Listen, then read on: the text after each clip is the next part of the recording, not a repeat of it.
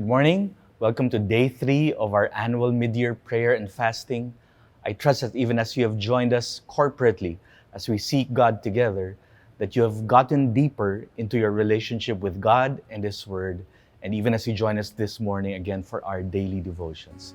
We're going to look at Jeremiah 29, God as our restorer. But before we do that, let's lift the morning up in worship before God.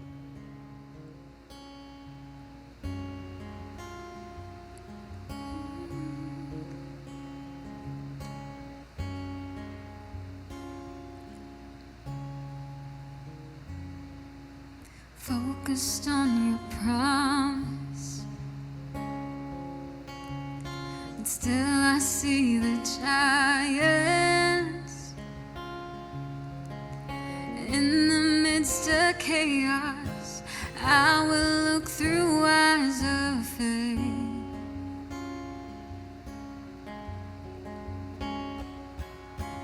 Even when the wars rage, I know it's not my battle.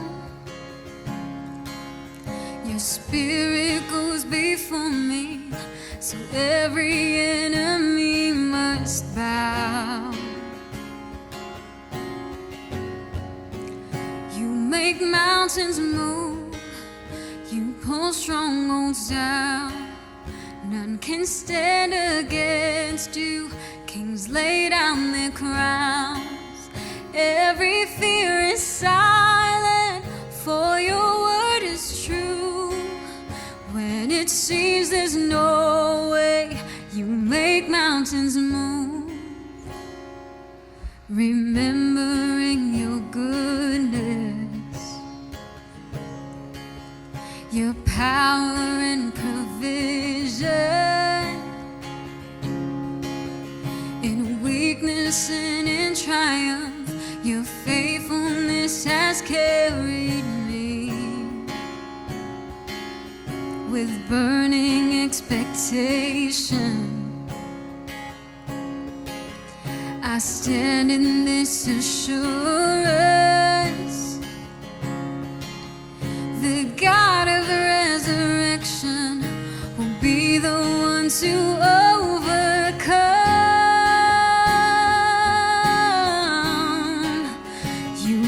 Mountains move, you pull strongholds down. None can stand against you. Kings lay down their crowns. Every fear is silenced, for your word is true. When it seems there's no way, you make mountains move. You make mountains move, you pull strongholds down. None can stand against you. Kings lay down their crowns. Every fear is silenced, for your word is true. When it seems there's no way, you make mountains move. You turn my doubts to dust. You fulfill your promises. Nothing's impossible, for my God will overcome. Oh, you turn my doubts to dust. You fulfill your promises. Sing, nothing's impossible, for my God will overcome. You turn my doubts to dust. You fulfill your promises. Oh, nothing's impossible, for my God will overcome. My God will overcome. My God will overcome. You make mountains mountains move. You pull strong walls down. None can stand against you. Kings lay down their crowns. Every fear is silenced, for your word is true. When it seems there's no way, you make mountains move.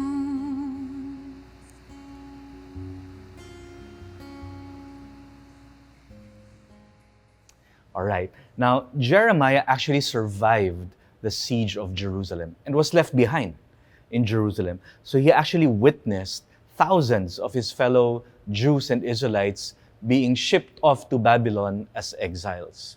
And so he wrote chapter 29, Jeremiah 29, as a letter to be hand-delivered years later to the surviving exiles in Babylon. Because there were false prophets who were saying, okay, mag-alala, mabilis lang to, we'll be back in Jerusalem before you know it. So Jeremiah was saying, no. This is the will of God.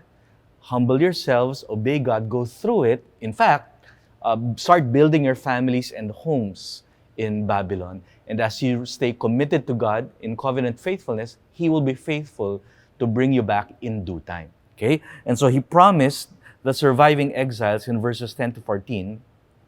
And He said, "For thus says the Lord, when 70 years are completed for Babylon, I will visit you, and I will fulfill to you my promise and bring you back to this place. For I know the plans I have for you, declares the Lord, plans for welfare and not for evil, to give you a future and a hope. Then you will call upon me and come and pray to me, and I will hear you. You will seek me and find me when you seek me with all your heart. I will be found by you, declares the Lord, and I will restore your fortunes and gather you from all the nations and all the places where I have driven you, declares the Lord, and I will bring you back to the place from which I sent you into exile." And so what God was promising was that after 70 years, He will judge Babylon and bring them back, true enough, to Jerusalem and rebuild the city and restore them as a nation. So we're looking at God as our restorer this morning. And that word restore appears 17 times in the book of Jeremiah. Again, it was a running theme because Israel was looking forward to the day in hopes in the future of being restored and returning back to Jerusalem. And that's our general understanding of the word restore, right? It's to go back to return to something that once was. Parang when we restore, let's say, an antique, or when you restore an old car, it's like you want to bring the thing back to when it was new. Now, because we are going through an extended time of loss, the idea of God as a restorer ministers greatly to us. And truly, that's all of our hope, that God would return to us 100-fold everything that's been taken from us. In fact, I just read that from 2010 to 2020, the Philippines, we had enjoyed over 6% GDP growth every single year without disturbance from 2010 all the way to 2020. This is, I have to understand, if you're old enough like me, you know that this is unprecedented in our history. 10 consecutive years of economic growth. And that's why when 2020 started, we were just next to China in terms of the economy in all of Asia. But according to recent estimates, to this date, the pandemic has cost us about 3 years' worth of our economic gains, wiped out, literally. And so, of course, all of us are hoping post-pandemic, we simply are restored back to where we were before the pandemic. That again, we would be only next to China in all of Asia. And while God promised to restore Israel's fortunes, and twice He says that, God was talking about something bigger than just an economic recovery. This is not about economic recovery or restoring people's personal wealth. God had something much bigger in mind. This wasn't about, let's go back to the good old days, or buti pa noong araw, or I want to go back to how it was before. This is a prophecy of moving forward. See, God is always interested in terms of moving forward into His purposes. You have to understand, history is not simply the record of random events over time. History is God coming into the world or acting in the world, intervening in our affairs to bring human history to His purpose and end. And that is that all of creation, all of the nations would acknowledge Jesus Christ as Lord. It's to bring everything under the Lordship of Christ. God is actively moving all of human history towards that end goal. So God was not talking about going back. He's talking about here about moving forward.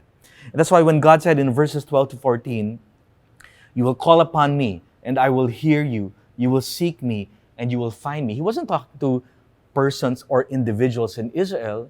He was talking to them as the people of God, that He would restore them again as His people according to His plans and promises. And when He said in verse 14 that He will gather them from all the nations, plural, He wasn't talking about Israel alone coming back from Babylon. He was going way into the future, talking about the worldwide people of God coming from all of the nations who will come together in worship of Him. So again, God was promising something larger and more significant than restoring the personal fortunes of Israel and our personal fortunes today. So again, in other words, what I'm saying is, what God ultimately restores us to is to His purposes. This is not about our personal plans and hopes and dreams. Let me say this. God is not committed to our personal goals. God is committed to His plans, promises, and mission and purpose. And as we invest our lives, as we throw our lives and our resources into the plans, the purposes, and the mission of God, in that perfect will of God, we will enjoy God's protection, His provision, His goodness, His faithfulness, and His steadfast love. And so the question we should really be asking is not so much, when will this pandemic end? When will I get back everything I lost? The question really is, how is God fulfilling His mission through this pandemic? And the next question is, how do I join God in His mission? Because again, ultimately, God restores us to Himself, to our covenant relationship with God. And so long as we stay faithful in that covenant relationship, we will enjoy the abundance, the prosperity, the goodness, the faithfulness, the love, the grace, and the favor of God.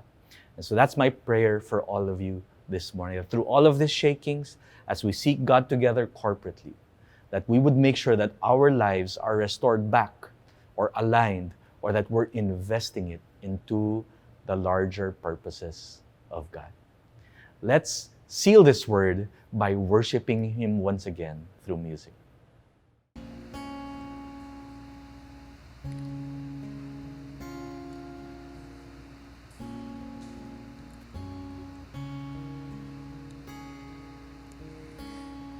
You turn my doubts and tests. You fulfill your promises. Nothing's impossible, for my God will overcome. You turn my doubts to dust. Fulfill your promises. Oh Lord, nothing's impossible, for my God will overcome. Oh, you turn my doubts to dust. You fulfill every promise. Oh, nothing's impossible, for my God will overcome. My God will overcome.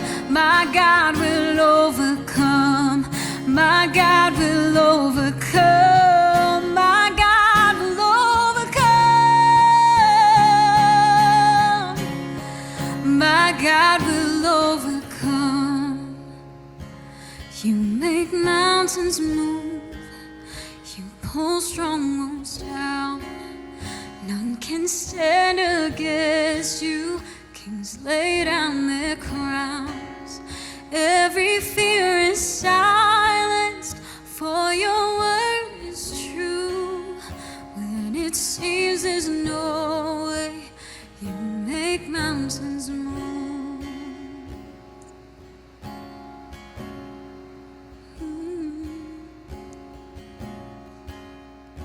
God, you fail.